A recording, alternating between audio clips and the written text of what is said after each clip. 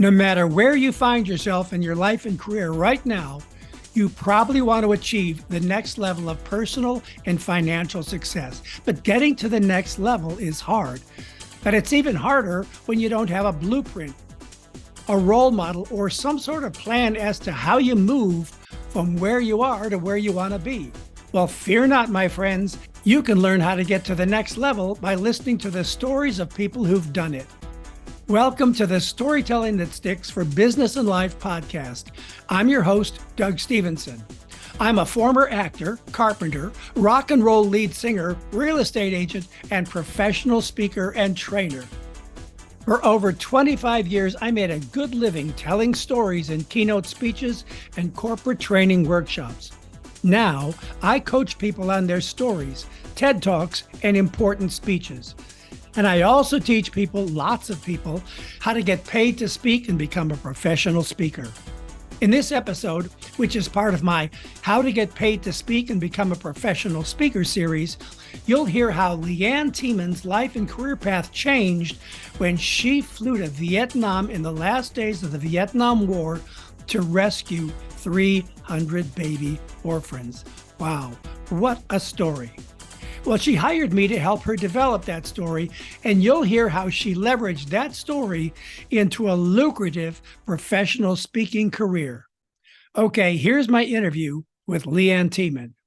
Hi there, I'm Leann Thieman, CSP, and I have a speaking business. I live in Colorado, but I didn't ever intend to be a speaker. That's the thing. It all started because back in 1975, and this is when you're thinking, oh, this is going to be a very long story. But in 1975, I was accidentally caught up in the Vietnam orphan airlift. I had volunteered to go to Vietnam as a volunteer and bring out just 6 babies to their pre-assigned adoptive homes. But when I got there, bombs were falling and right outside the city. And President Ford had okayed Operation Baby Lift. And instead of bringing out 6 babies, I was greeted with the words, "You'll help us bring out 300. So it was an amazing 5-day adventure in Vietnam. The best part of it was, in the midst of the chaos, the baby boy that we had applied to adopt and that we expected in about 2 or 3 years crawled into my arms, my heart, and our family. And I came home with a son.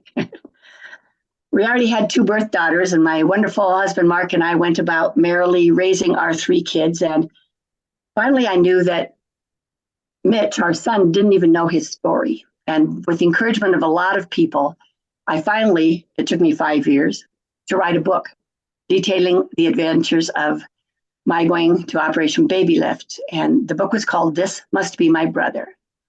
Now, understand, I was quite happy being a nurse and a wife and a mom, with no intention or aspirations ever in my life to become a speaker, but a nursing organization to which I belonged asked if I would speak at their chapter conference. And I agreed, but I wondered, what will I talk about? I'm not a speaker. What do you want to know? And she said, lessons you learned from Operation Baby Lift. And I knew right then. I wrote a speech and then later a book, and built a career around balancing life in your war zones. You have to be strong of mind, body, and spirit to cope in the war zones of our everyday lives. Well, I thought then that speaking was just going to be this nice little hobby. I'll never forget, my mother was visiting, and I was asked to speak to an event after church on Sunday. And afterwards, Mother said, "You're kidding me. Somebody actually paid you $100? I said, "I know, Mom. Isn't it unbelievable?" But my hobby just became full-time. That chapter referred me to another, that chapter to another. And the smartest thing I ever did was join the National Speakers Association. Because again, I was a nurse. I had no idea how to become a speaker, let alone a storyteller. And this isn't a gratuitous compliment, but I never would have been able to do it without Doug, because I went to Doug Stevenson and I hired some of the best coaches. And I wanted to learn how to tell my story. Originally, I started very boring. Back in 1975, there were an Operation Baby. That was the beginning of my speech. And Doug had me start there were 100 little babies laying 3 and 4 to a cardboard box, strapped in the belly of a gutted cargo jet. And from there, I became a great storyteller of my story, and my career catapulted. It's been 28 years since I started. And learning how to tell my story helped so much, because then I was asked to write Chicken Soup for the Nurse's Soul with Jack Canfield. All the lessons I learned about storytelling is what helped me so much in writing, helping people rewrite their stories for the Chicken Soup books. And I went on to author 14 Chicken Soup for the Soul books. So that's how I got started. That's my career is booming today. And honestly, it was all about being able to tell my true personal story. Well, I remember working with you on that story. And at the time that we met at the National Speakers Association chapter in Colorado, both of us were new to the speaking profession and trying to figure out how to do it. But both of us did have in common a powerful, transformational story that people wanted to hear. Now, you gave us the Cliff Notes version of that story just now, and I appreciate that, because you wanted to move it forward a little bit and answer the question of how did I get started? You know, you got paid $100, you know, for an after church meeting. But the power of this story, as we developed that story, because I listened to your story and I thought, oh my God, this is like a movie. And I'm surprised it hasn't been made into a movie, because there's comedy, this whole business where you got asked to go to Vietnam and do this. And you were like, okay, well, out of my heart and soul, I'll go and do this. But then they said, but we want you to take, what was it, $10,000 or something? That's a good part of the story. You want to hear that part? Yeah, just a little bit of the funny part, but also the drama part of leaving Vietnam at the last minute as the bombs were falling, and the drama. So I want the comedy piece a little bit, and then I want the drama piece of being in Vietnam and running down the street. All righty. Well, there's comedy and drama indeed. On our way, Carol, the secretary of our chapter, went with me, and we were in Iowa at the time, and we got as far as Denver, where we were greeted by the national officers. And I had been the chapter president in Iowa, and we had shipped 5 tons of supplies from my basement to the orphanages in Vietnam over 3 years. So when the national officers greeted me, they gave us 18 boxes of supplies to take along with us. And Pan Am Airlines was very cooperative. But then they asked me the fateful question: would I smuggle $10,000 in cash to Vietnam? Well, Carol, in her wisdom, shook her head no. And then they told me that the Vietnamese currency had no value, and with 10,000 American dollars, they could buy out an entire commissary and save the children's lives. So I shook my head, yes. And I made my way to the bathroom, where I established today to still believe the most expensive padded bra in world history.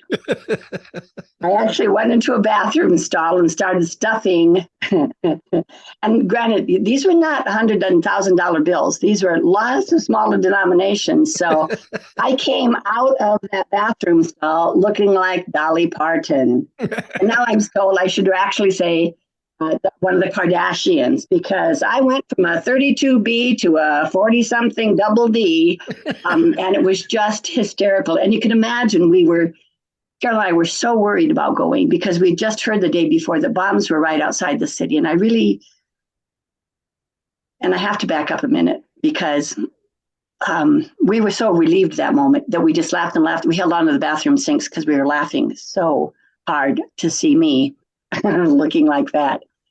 But another part of the story and the drama, the reason we needed a comic relief was when I agreed to go, the bombing was 100 miles outside of Saigon, where I was flying. And the day before I left, I heard that there was bombing right outside the city limits. And I called the Denver chapter and the headquarters in Denver and told them I didn't want to go. It was too dangerous. And they said, well, you don't have to. And I said, well, who'll bring the babies out? And they said, probably nobody. So it happened that the next day and the day before I went to Vietnam was Easter Sunday. And at the end of the service, Mark took our little girls downstairs for donuts. And I went back in that sanctuary, dropped to my knees, begging God for a sign I didn't have to go. But instead, I was just filled with this confidence, this certainty, this courage that I knew I'd go. I knew I'd be back. I knew I would be safer. I never, ever, ever would have left them. And so the next day I did. I kissed my husband and little girls could drop by and had boarded a 747 and headed for Saigon. And on the way, then we got all this money that I stuffed, literally. And when we got there, and I went into the downstairs of our headquarters, and there were hundreds of babies laying all over the floor because the bombs were dropping. They were gathering babies from all the other orphanages and from all our other centers. And we were going to be one of the headquarters for Operation Baby Lift. And then I went upstairs. And the entire upstairs was just blankets of babbling, bawling babies. But some of the workers had stayed and helped, and we just diapered and fed babies. And then it was on that third day that I was told, Leann, you can probably be assigned a baby from this group because of the war now. We're taking them all to the States, so you can walk into the next room and choose a son. And that's when Mitch chose me. So another dramatic part of the story is on day 5, we started loading the babies into a Volkswagen van and taking them to a waiting city bus at the end of the road. And there we could fit 2 or 3 babies per seat, 4 if they were little. And there was only 50 babies on that load. So we left Mitch back at the orphanage for the next load. And there were only 3 of us to take these 50 in the city bus to the airport. And as the bus started to roll, so did the babies. So we were up and down the aisles trying to protect this precious cargo. I looked spread eagle as I'm trying to balance them all. And this is a Doug line. And finally, I looked at my coworker and said, I think I saw this on I Love Lucy once. But we got all the babies safely to the airport. We got them to the airport. And that's when the guard said, your flight's been canceled. And it was 106 degrees. And these little babies were wet with their sweat and tears. And so he showed us to a metal Quonset hut. And I helped carry these little babies in, some of them limp with their sweat, and laid them on a filthy, dirty concrete floor in this Quonset hut. But it wasn't long before Doug Ross, the American on staff, came bounding into the Quonset hut and said, it's okay now. It's okay. The flight's been okay to leave. President Tu says this will be the last flight out of Vietnam. And I said, what about all the other babies? What about Mitch? And Ross said, Leann, I'm staying. And I'll do everything in my power to bring him to you someday. But now, you have got to go home. Well, I stepped into his arms and I bawled just like the babies. And then I remembered my priority, my family. And I said, I'm not leaving here without my son. And Ross said, okay, I'll try to hold the plane. Well, I knew he couldn't hold the plane, but with one more step, I was right back on that city bus. And the same driver that had driven us so slowly and carefully to the airport now just drove like a madman through these overcrowded, chaotic cities and streets. And he dropped us at the end of the long, narrow road that led to the orphanage because it was too narrow for the bus to fit. And he dropped me off, and I just ran with all my might. I ran till my side ached and my legs burned. My sandal strap broke, and I grabbed it without even breaking stride. And I kept running harder and harder. And finally, I cried out, please, God, help me run faster so I can get my son and we can go home. And finally, I saw the gates of the orphanage center, and I ran to them, through them, up the steps, into the office. And I saw Sherry, the director, and I said, there's only one plane. We got to get out. And she said, no, Leann, it's okay. It's okay. I've been on the phone to the airport and to the government.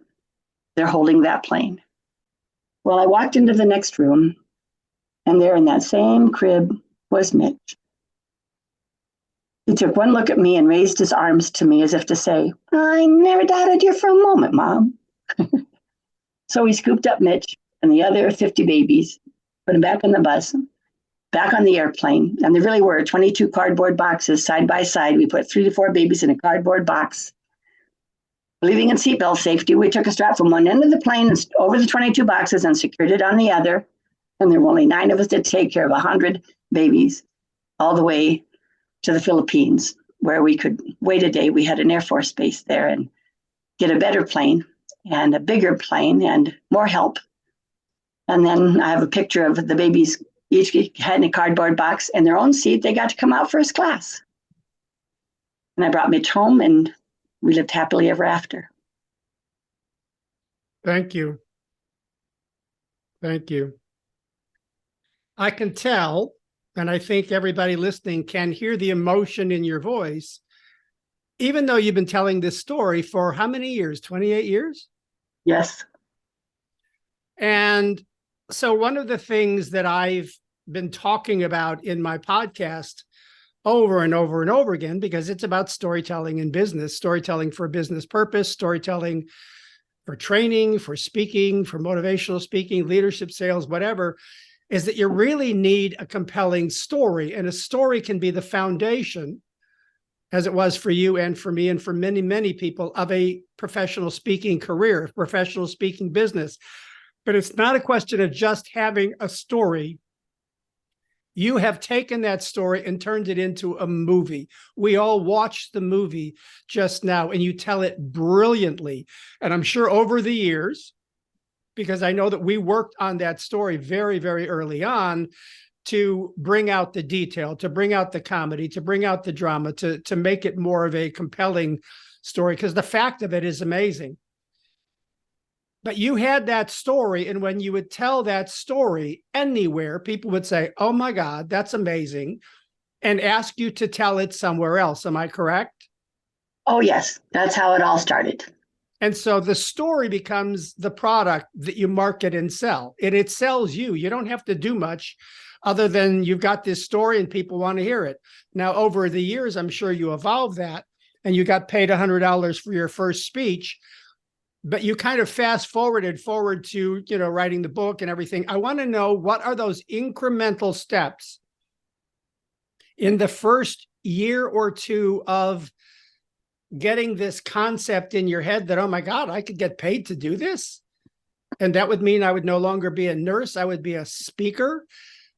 But how did you leverage $100 into $500, into $1,000, into $10,000?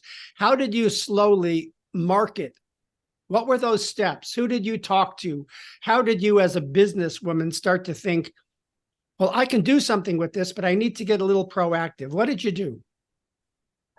Well, it was just a hobby, and I worked for 3 wonderful doctors in a clinic, and I worked at the hospital every Friday night, and I wanted to learn how to speak well. And when you want to learn how to speak well, you have to speak a lot. So again, the very first thing I did, I was at a writing conference because I didn't know how to write either.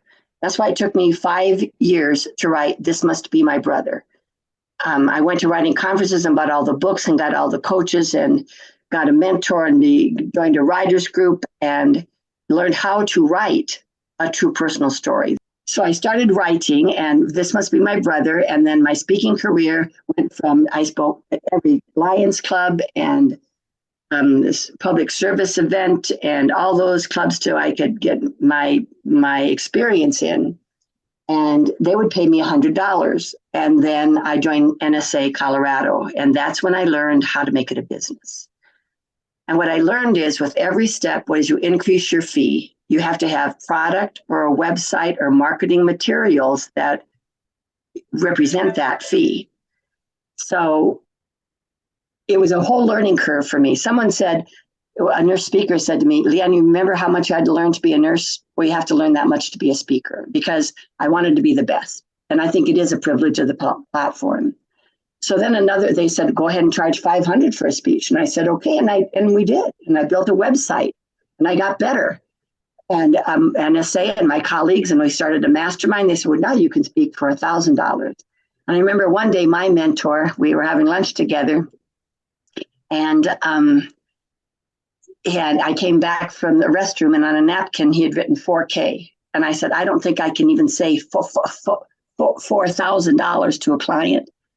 And he showed me all the other $4,000 speakers and said, are you as good as them? And I said, in all humility, yes, I am. And here's a lesson I learned along the way, because I went from 4,000 to 10,000. Now my keynote is 15 to 20. And I built this into a whole other business. If you want to hear about that, I do less keynoting now, and I have a big business.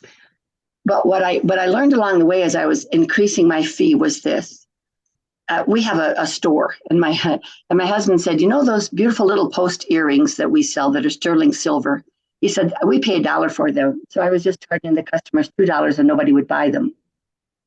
So I made it $5 and they started to buy them. It's perceived value. And that's what took me so long to get through my thick head, is the perceived value of your fee, that you have to be that good. And as I continue to get better and better, then I just continue to raise my fee. I love the fact that you talk about perceived value, because quite often the challenge when someone comes from a non-entrepreneurial background, which you and I mean, I was an entrepreneur my entire life, but you were a nurse. So you worked for somebody else and you got a paycheck. And all of a sudden now you're having to actually reconceptualize your entire life as you are the product. Your speech is the product, and you're marketing and selling that. And this is where ego gets in the way of our perceived value, because we say, well, I'm just Leann Thieman. I'm just Doug Stevenson. Who'd pay $10,000 for me? But it's not you, or it's not me. It's the perceived value of what this speech can do for this audience, what this can mean to this organization. And so we have to get beyond that, because I'm sure, like your mentor said, charge $4,000 and you freaked out is because you thought, well, Leann Thieman isn't worth $4,000. No, it's not Leann Thieman. It's the product. It's the speech. It's the amazing story that is worth $4,000 because of what that client sees that will do for them. And so I love the fact that you're talking about raising fees and raising fees and raising fees. Now, I'd like to go into a little bit this evolution and a little bit more micro level of not just 1,000 to 4,000 to 10,000 to 15,000. Who did you call? What proactive steps did you take? Did you start getting on the phone and calling people? Did you ask someone to refer you to another client? What were those proactive marketing steps that you started to take early on that propelled you forward from 500 to 1,000 to 5,000?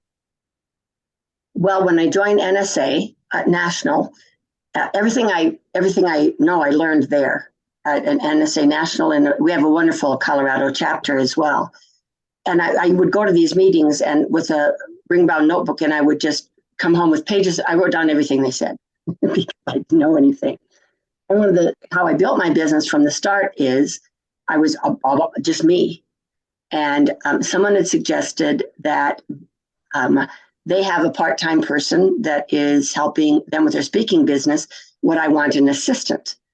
And I said, I don't know if I can afford one, but it was the smartest thing I did. And then we bought, and I still recommend this today. There's a book, and now it's digital, I understand, called the National Trade and Professional Association, NTPA. And in it is every professional association in the United States of America.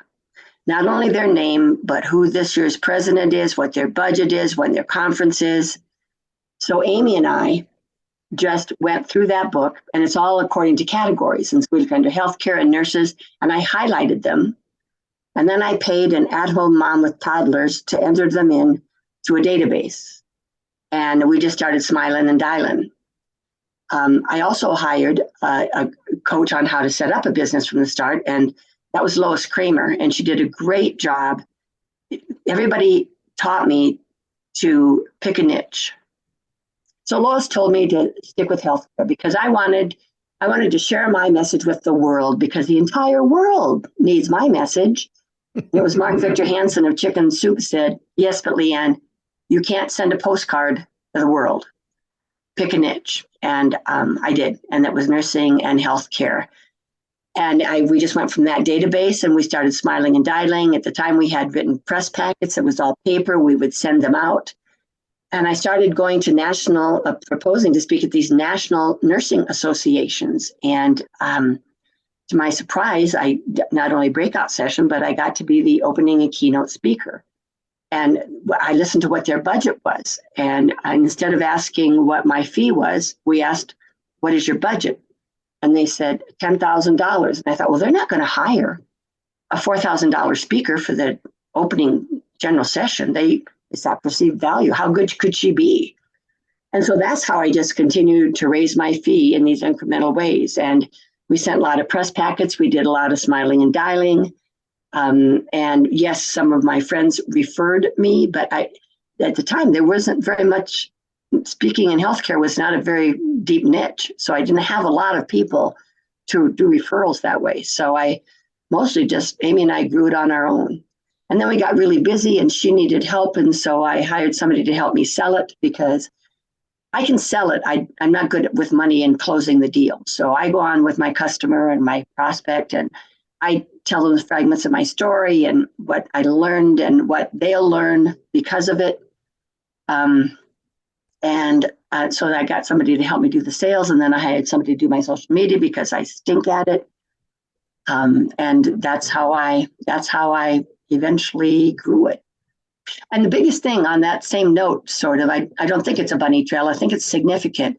At NSA, what I learned was we have to be able to, with our story and our message, your story has to have a message. It can't be just a nice, inspiring story. It has to be a takeaway.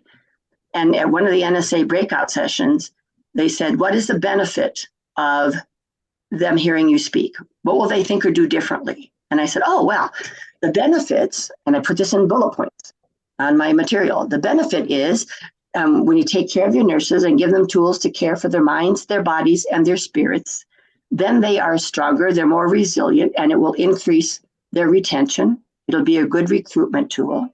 And here's the next line that the speaker said. Okay, what's the benefit of that benefit? And that's where the money is. And I learned that they will hire you if you can save them money or save them time.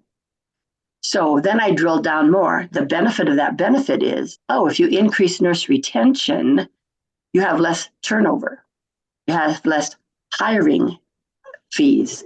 You have less orientation and onboarding fees. You have higher patient satisfaction because you have less turnover and continuity of care. So drilling down, and I do that still today, what's the benefit of the benefit? And that's what people bought. They didn't just buy a great story. They have to buy the benefit. Wow, that is so well articulated, so brilliant, the benefit of the benefit, not just the benefit.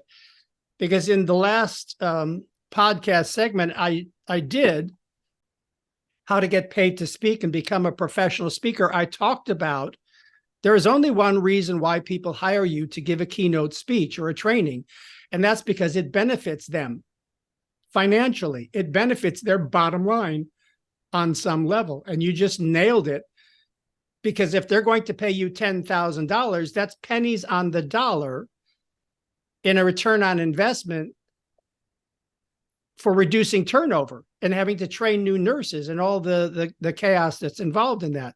So that's an amazing takeaway for the listeners. Thank you so much for that. Now, the one thing that I do need to ask you about, which is the hardest thing for most people starting into this business, selling themselves, is the rejection. You were smiling and dialing. So you were actually proactive. You got the book, you got the database built, but then you had to pick up the phone and you had to make phone calls and you had to talk to people. Some of them said, oh, that's interesting. Let me hear more. But what percentage of them said, No, not interested. And yet One you in have to 20. keep, huh? One in 20, we could kind of count on. 1 in 20 calls would we kept track. 1 in 20 would hire me. So you really had to have this deep seated belief that you had something of value that was an act of service that would help people. Otherwise, why would you put up with 19 rejections for every one time that you got hired? It would just be too painful. Right, right. And that's when I got help because another thing I learned, and this took me a while. At first, I had to do everything by myself. Mark and I took out a loan on MasterCard for $2,000 for me to make our press packet because remember, there was no internet. Many listeners can't remember that day, but there was no internet. And so we mailed everything to them. And to this day, I still mail postcards because the internet is just so swamped. But right, I mean, we had to take out a loan. We didn't have money to do this. And finally, I hired Amy, but only part-time. And it takes time to get enough income that you can hire the help. One smart thing I learned along the way from all my mentors was, and this from NSA, eventually do what you do best and delegate the rest. So let's shift gears a little bit and talk about lessons learned on the platform, evolution of speaking style and confidence on the platform. So you get hired. Now you got to get on a plane and fly out somewhere. And now you're speaking in front of 500 people or 1,000 people.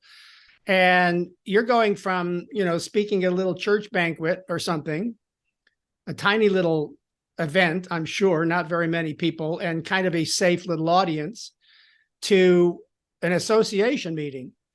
Talk to me about how your confidence grew over time, what you learned on the platform, and how being better on the platform started to also promote and grow your business. That's exactly what grew my business. I believe, and there are people who disagree with this, but I was taught, and I to this day believe, that you need to memorize your speech. And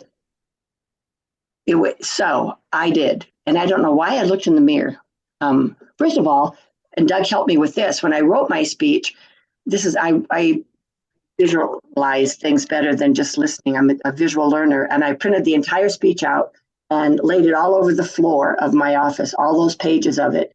And in the margins, I put a happy face, a exclamation point if that's my teaching moment, and a sad face if it's a dramatic sort of sad moment. And there were some sad moments of this story I haven't shared yet. And Doug taught me you can't leave them there, Leann. You can't leave them in that sad moment. And so, for example, I witnessed a plane crash full of orphans. And as I tell that part of the story,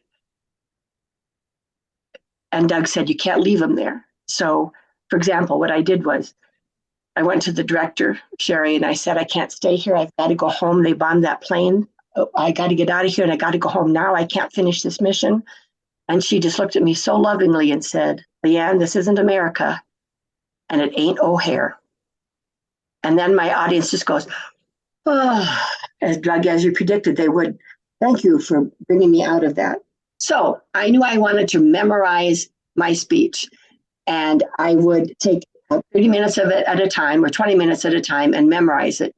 And then I'd do the next 20 minutes and memorize it. And I don't know why I looked in the bathroom mirror, my bedroom mirror, as I don't speak to myself, but that's what I used to do. It'd take me 1 hour to drive to Denver for an NSA Colorado meeting or my mastermind meeting, and I could give that speech for 1 hour with my notes in the car seat beside me. It takes me 1 hour to mow my lawn. And I had the speech wadded up in my back pocket, and I would practice that speech until I had it down pat. And I stop the lawnmower and look at my next note.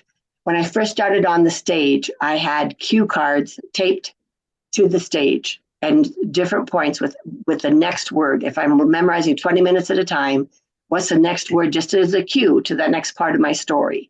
And I would look like I'm pondering down, as I'm thinking, but I'm reading my note. You can tell by parts of the story I shared that I have it very memorized today. And here's why. And I didn't get this for the longest time. Mark Sanborn once said they should wake you up in the middle of the night and give you your line and you should know the next line. And some people say, oh, that is so rote. But see, it really isn't. If you have your speech memorized, you can be in the moment. And if one more person told me I needed to be in the moment on that stage, I was going to slap him because I'm here. Look at me. I'm here. I'm in the moment giving you a speech. But what I realized was when I didn't have to keep thinking about what the next line was, where I'm at in my speech, I could really be fully present. And I was in that moment. And that's when I can tell the story about the plane crash or my son picking me or stuffing my bra with $10,000. And because I'm to this day, Doug, thanks to you, people tell me to this day, I felt like you told me that story for the first time. That's what memorization frees you to do. It allows you to be present, and people have a hard time with this. And you didn't come from an acting background, and yet when you are doing that story, when you're presenting that story, it's a performance. It's theatrical, it's dramatic, it's funny, it's got all the elements of a theater piece. And that's what audiences want. That's what they'll pay $10 or $15 or $20,000 for. They don't just want a lecture, a university lecture that they could have read the white paper. They want someone to show up and blow them out of the water. And that's what you do. And this concept of memorizing, which you and I share, and Mark Sanborn shares, and so many pros do, it comes from the responsibility to the client that you're going to deliver the speech that they hired you to deliver because they saw pieces of it on video. Right. And it's a promise. That's the other thing. When you sign that contract and when you give them your word about what you're going to deliver, that's a promise. Now, do you do all of your marketing and business as direct to you, or do you work with speakers, bureaus, or any organizations that get you booked? You know, I courted speakers bureaus. I went to them and I took them out to lunch and I showed them my clips and they never got me. I do very little work with speaker bureaus. You know, that's interesting because you are a keynote speaker, but you have a niche and the niche will grow you rich. And I believe that the tighter your niche, the broader your appeal, as you have found, because you can go into nursing associations, healthcare associations, and forget about manufacturing and all of these other areas. It's like, no, you just stay inside your little niche.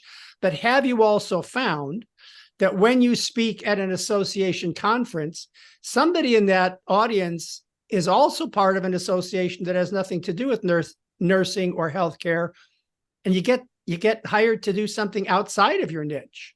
Right. One person said, my husband's a banker, and I gave them their number. And, you know, and that reminds me of one thing I should have said earlier, Doug, about when I was brand new speaker, I had evaluation forms on the chairs. Now, not at these huge national conferences. If they're paying $10K, they don't think you shouldn't need to be evaluated. But when I first started with these smaller chapters and all, I would, it was a very short evaluation on a scale of 1 to 10. But I always said, what would you like to hear more of? What would you like to hear less of? Please give us a comment and can we quote you on what you thought of Leann's speech today? So that gave me a testimonial. But at the bottom then was also, do you know of another organization that would like to hear Leann speak? And that's another way that I got those referrals too. But you're right, I spoke for bankers, I spoke for State Farm, not a lot because I didn't market them, but you're right, those referrals came. Yeah, I found it fascinating in my business evolution that I've ended up being all over the place in terms of the organizations and the type of companies that hire me. But I have a content niche. You have an industry niche. I have a content niche. Within presentation skills, I chose storytelling. I specialize in that small little area of storytelling. You have been able to leverage, and it is fascinating to hear how many proactive steps you've taken, how you hire a mentor or listen to a mentor or take a class. But the thing that you do so well, Leann, is you implement. You don't just listen and then go, yeah, but I don't think I have the time, or I don't know that I can, don't devote the resources to that. No, you do it. You are amazingly committed, and you take the steps. You get on the phone, you create the marketing materials, and you ask. You ask for the business. And the only way you're going to go from free to fee to become a professional speaker who gets paid to speak is you ask. You ask to be paid. You ask to speak. You have to go out there and say, here, me, my story, this is worth something. Choose me. And if you're not willing to do that, you're not going to get to become a professional speaker. No, you have to have the commitment to the profession and to your message. And that, again, you have to believe that that you have something to share with the world. And something that I learned from a coach a long time ago was, Leann, what can you tell them that nobody else can? And that took a lot of deep soul searching. But you can't open a car door without hitting somebody who speaks on leadership or sales. So you have to what distinguishes you. What can you tell them that other people can't? That was a big distinguishing thing for me. And I approached it that way, Doug, because as a nurse, you don't do part of a job or a pretty good job. You do an outstanding job in caring for people. And that's how I approached this. I never wanted to be mediocre. I never set out to be rich. I just wanted to be the best. And so I hired the best and sometimes couldn't afford it. But every time I did, I would raise my fee and then I could afford it after all. Now, at this point, or at the high point of your speaking career, how many speeches a year were you doing? I deliberately kept them between 25 and 30. I didn't want to I speak on life balance, you see. So I didn't want to be one of those speakers who say, I speak 100 times a year. And that's why I raised my fee. I could have spoken 100 times a year for $5,000. I didn't want to do that. I have a wonderful husband now of 53 years, and I wanted to balance my life. So that was the most I did. But here, just a really quick, to tell you then how this evolved is, as I was saying, I didn't want to go out 100 times a year. I went out 25 to 30 times a year. And by then I'm making $10,000 a speech. And then I wrote a Balancing Life in Your War Zones book. Each chapter starts a bit of my story and then the lesson I learned on caring for your mind, your body, your spirit, laughter and forgiveness and positive thinking, etc. And I was going to make a workbook to go with it because people told me I should make a workbook. Well, this is NSA for you. I go to consult with an NSA person and she says, oh, yes, you need a workbook, but you know what? What you really need is to put questions at the end of these chapters. And then you also need a monthly video because people really appreciate the video. And it just grew and grew. And I developed a year-long program now called Self-Care for Healthcare. There are 12 chapters in the book, one for every month of the year. I sell it to hospital systems. They buy a book for every person. I put it all on a mobile app because people today don't like to read. So I read it to them on a mobile app. They get a Monday morning motivation in their email. They get a video every month. There are questions at the end of the chapter for self-reflection and personal growth. And that I sell that. So I'm telling you this, my friends, only to show you how when you tell a story really well, I went from that nothing to $100. And now I sell it to hospitals for $50,000. And they have multiple hospital contracts within one hospital. So you can multiply that by 2 or 3 or 4 sometimes. I discount for additional hospitals, but all that just to show you the potential. If you commit to it, you work really, really hard, you get all the advice you need from the best experts, and you make that commitment to your profession, that's the possibilities. It all comes down to believing in what you have to offer and being willing to learn along the way from people who've been there and done that, which is exactly why I've brought you in front of this audience, because when they hear you, they will have more hope, but also more strategy. They will learn from your experience that, yes, you can do it. You can come from any background, with any educational background. You can move into professional speaking without having to climb Mount Everest. You don't have to have some life-threatening thing, even though you did, because getting those babies out of Vietnam at the last minute was life-threatening. But you just have to have something of value that you believe people will benefit from. And then you need to learn and implement, because it is called the speaking business. Right. And I so appreciate you for sharing not just your story, which is amazing, but the business, the aspects of business and application and implementation that you shared. So lastly, you got people out there listening to this who are thinking, well, I think I could do this. I think I could become a professional speaker. What do you want to say to them to help them to believe in themselves? Well, one important thing, I think when people hear my story, it's inspiring and it's encouraging for people learning to tell stories. But the other thing is it can be discouraging. I didn't rescue a total of 300 babies in the middle of a war, and I don't have a story like that. But here's the thing, Doug, you were helping with so many stories, remember? After I wrote Chicken Soup for the Caregiver's Soul, now I start with a caregiver's story. And it's a very simple little story, but it makes people laugh. But I can take that caregiver story based on what you taught.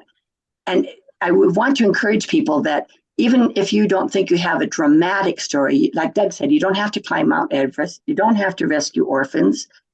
You'll have a story, and you'll develop that story, and you'll watch for more stories in your life that you can always add to it. So that's the hope. I think that just commit to it, do your best, and keep your promise to yourself and to your clients, and your business will just naturally grow.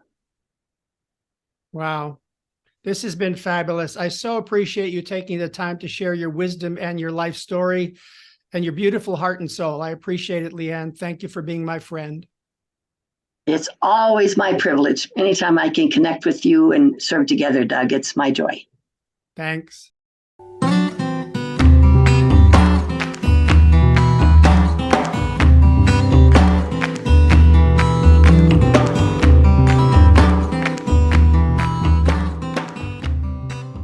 So there you have it, the step-by-step blueprint for how Leann's life changed and how she went from free to fee, and learned how to take one amazing story and get people to pay to hear it, and how all of these years later, that story is still working for her. But what I find really inspiring in her story of success is just how hard and diligently she worked, and how she kept learning along the way, learning and implementing what she learned. I mean, she was a nurse in Iowa.